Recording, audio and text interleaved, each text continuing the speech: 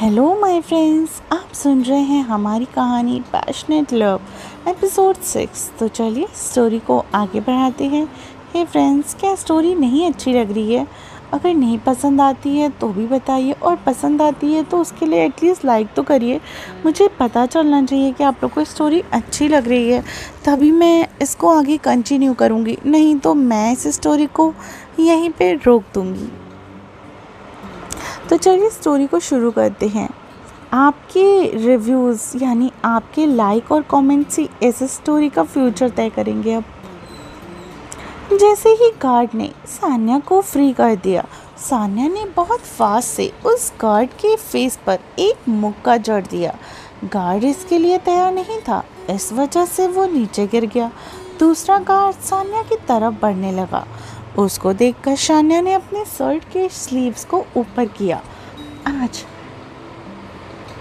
आजा चमचे आजा, तुझे भी जन्नत दिखाती हूँ। गार्ड आगे बढ़ता है और अंजिक उसे हाथ दिखाकर रोक देता है। अंजिक का इशारा पाकर गार्ड रुक जाता है। सान्या गार्ड की नज़रों को फॉलो करके पीछे देखती है। पहले तो सान्या को यकीन नहीं होता है। उसने अपने हाथ पर एक बार पिंच किया। Oh no, it's real. वो सिक्स्थ एक्सप्रेशंस के साथ बोलती है। उसके सामने इंडिया का प्रेसिडेंट खड़ा था।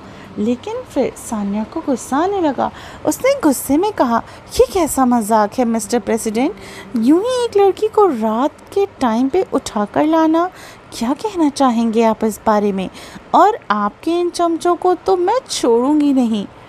इस वक्त वहाँ पे प्रेसिडेंट के गार्ड नहीं थे, ये अंजिक के पर्सनल गार्ड थे, जो कि राठौर फैमिली के ही थे। अंजिक के चलकर सोफे पर बैठ जाता है। मिस सान्या, अपना नाटक बंद करो। लगता है तुम्हें नहीं पता, गलती के लिए माफ़ी मांगी जाती है, ना कि धमकी दी जाती है। सान्या गुस्से से कहती है, देखिए मिस्टर प्रेसिडेंट, आपके ओहदे में की वजह से मैं आपको मिस्टर प्रेसिडेंट, आपके ओहदे की वजह से मैं आपकी रिस्पेक्ट कर रही हूँ। बिना बात के कुछ भी मत बोलिए, वरना मैं भी भूल जाऊँगी कि आप कौन हैं।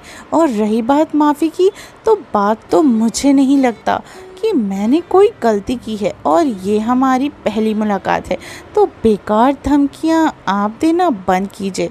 लास्ट लाइन सान्या ने चिल्ला कर कहा था। सान्या को चिल्लाता देखकर अंजिक, जो चुपचाप उसकी बातें सुन रहा था, उसका दिमाग भी अब गर्म हो जाता है।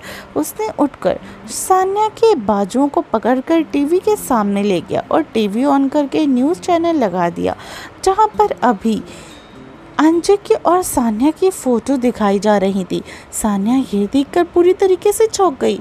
ये फ़ोटो ऐसे एंगल से ली गई थी जिसे जो भी देखता यही समझता कि दोनों एक दूसरे को किस कर रहे हैं। सान्या अंजिक की तरफ देखकर गुस्से से पूछती है, ये कैसा बेहुदा मजाक है? अंजिक, बेहुदा मजाक? मैं नहीं, तुम कर रही हो। तुम ही होती ना जो मेरे पास आई थी और फोटो मीडिया वालों को देकर क्या बताना चाहती हो? सान्या, ये क्या बकवास है? मैं आपसे कभी नहीं मिली, तो ये फ़ोटो कहाँ से आ सकती है? अंजिक की उसकी बात सुन सार्कास्टिकली वे में कहता है, ओह रियली, तुम मुझसे इससे पहले कभी नहीं मिली? सान्या अंजिक की आंखों में देखते हुए जहाँ कॉन्फिडेंस था, सान्या फिर से उस तस्वीर को देखती है। उसे याद आता है, ये ड्रेस तो आज की ही थी, जो वो अपने एक इंडस्ट्री के फ्रेंड की एंगेजमेंट पार्टी में गई थी। वहाँ बहुत सारे सेलिब्रिटी भी आए हुए थे। जिस लड़के से सान्या के फ्रेंड को एंगेजमेंट हो रही थी, वो लड़का पॉलिटिक्स से ही था। वो अंजिक के उसके साइड से गया था। पार्टी में सान्या ने बहुत ज़्यादा ड्रिंक कर ली थी। वहाँ पे कुछ रूम थे। सान्या के मैनेजर ने उसके लिए भी एक रूम बुक किया था, तो वो वहीं जा रही थी। वो वॉल को पकड़कर चल रही थी, जिस वजह से एक रूम का गेट खुला था। वो जैसे ही हाथ रखती, नीचे अंदर की तरफ ही धड़ाम से गिर जाती है। वहाँ पे 3 लोग बैठे हुए थे, अंजिक और उसका असिस्टेंट और उसका सबसे पर्सनल बॉडीगार्ड, या यूँ कहे उसका राइट हैंड। वो तीनों दरवाजे की तरफ देखते हैं। सान्या खुद को उठाकर अंदर बढ़ जाती है। उसे लगता है यही उसका रूम है। अंजिक के सामने वैसे ही उसे देखता ही रह रहा था। सान्या चलते चलते कारपेट पे उसमें उलझ जाती है और जाकर सीधे वो अंजिक के ऊपर ही गिर जाती है।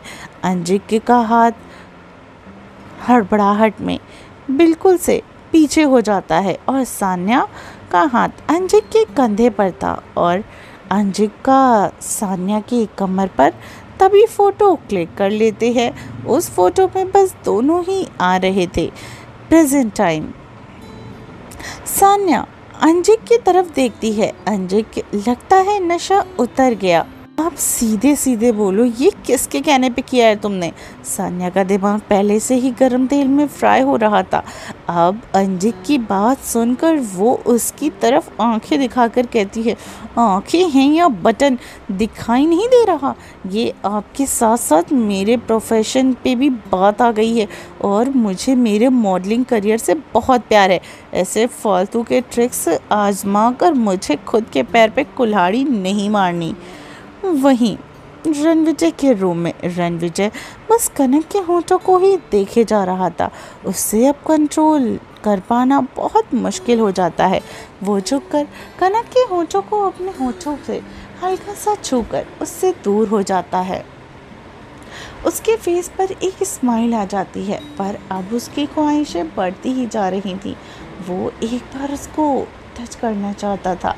रणविजय ने कनक के चेहरे को पकड़कर झुककर उसे किस करने लगा। उसकी किस सॉफ्ट से थोड़ी आगे बढ़ गई, जिससे कनक थोड़ी सी हिली। तभी रणविजय को एहसास हुआ कि वो क्या कर रहा है। वो कनक से दूर ही हो गया, पर अब उसकी आंखों में कुछ अलग ही जुनून नजर आ रहा था। वो कनक को देखने लगा। उसके होठों पर एक स्माइल आ गई। हे फ्रेंड्स, चाहते हैं आपकी मैं स्टोरी को कंटिन्यू करूं तो ढेर सारे लाइक्स और कमेंट्स कीजिए। और अगर आपने चैनल को सब्सक्राइब नहीं किया है तो प्लीज़ जल्दी से जाके चैनल को सब्सक्राइब कीजिए। तो आपके लाइक और कमेंट्स ही इस स्टोरी का भविष्य तय करेंगे कि मुझे ये स्टोरी आगे लेके जानी है या नहीं। तो चलिए, मिलती हूँ स्टोरी के अगले एपिसोड में। तब तक अपना ख्याल रखिए और सुनते रहिए पैशनेट लव सिर्फ टिनी FM जान के साथ।